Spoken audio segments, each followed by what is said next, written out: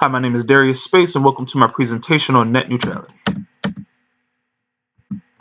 By who, when, and why was net neutrality developed? Net neutrality was a term created by Columbia University media law professor Tim Wu. Wu coined the term net neutrality with his network neutrality broadband discrimination paper, spearheading efforts to support equal treatment of all data on the internet in 2003. The principle of network neutrality establishes the fact that all activity on the internet should be treated equally, with Wu himself believing that this is when public information networks are most useful to the general public. How does net neutrality work? Implementing net neutrality would mean that a government would mandate that all internet service providers should treat data activity equally. This would mean that companies could not discriminate between their customers by charging different prices depending on that user's situation.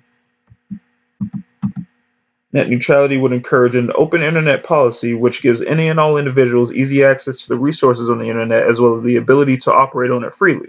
This is opposed to a closed internet, which is the exact opposite situation, where corporations and governments exhibit favoritism, restrict user access, and purposely degrade some of their services to get users to bend to their decisions. Many argue that net neutrality is needed in order to preserve the end-to-end principle, which is one of the fundamental systems of the internet. The principle states that network features and applications should be implemented near the endpoints of the network. This is sometimes referred to as a dumb network with smart terminals, meaning that all of the intelligence is held by producers and users, not the networks that connect them. The principles of an end-to-end network as well as open internet are often seen as direct precursors to the ideas behind net neutrality. Why is net neutrality important? Starting off with a few points, first would be that the internet service providers wouldn't be able to intentionally block users from accessing specific websites and online content. Second, violations such as throttling of upload speed would not be allowed, meaning that a corporation could not intentionally slow down your internet speed no matter the situation. Third is that it prevents companies from charging users differently for certain content depending on their situation. Fourth is that net neutrality allows us to maintain a dumb network, which leaves the management and operation of communications and data transfer to end users, not a government internet company, which is what has allowed the internet to succeed for all this time.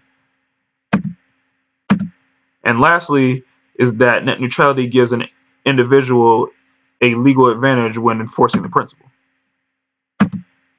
How do you think net neutrality will impact the future?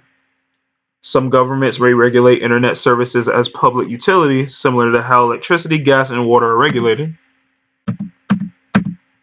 Internet services would be reclassified as common carrier telecommunications services, meaning that ISPs will offer their services to the general public under license or authority provided by a regulatory body.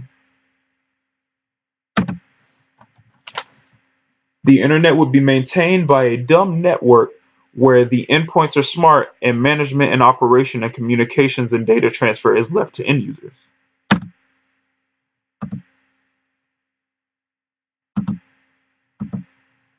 Legal enforcement of net neutrality would keep companies from using subsidizing practices such as anti-competitive blocking as well as throttling of internet services.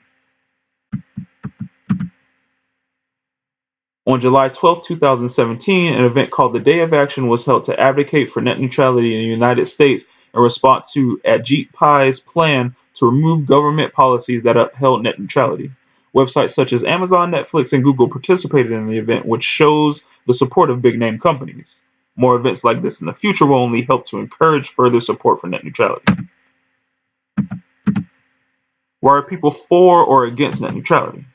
Speaking on the against side, supporters for net neutrality believe that service providers would abuse their power, and people that are against net neutrality simply believe that this future is unlikely.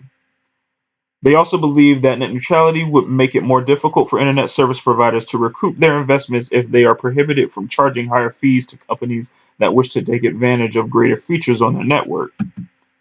They believe that net neutrality destroys any sense of competition, which breeds innovation. They believe that the internet isn't a level playing field from the beginning. that it could cause the creation of a new universal fee, which would force the general public to pay even greater tax fees, and that net neutrality just wasn't necessary from the start. Now, for the for side, it would establish an open internet. It would allow end users to shape traffic on the internet. It would create more bandwidth on the core networks. It would designate cable companies as common carriers, provide general success for all involved, and help people to exhibit free speech, which would be democratic participation.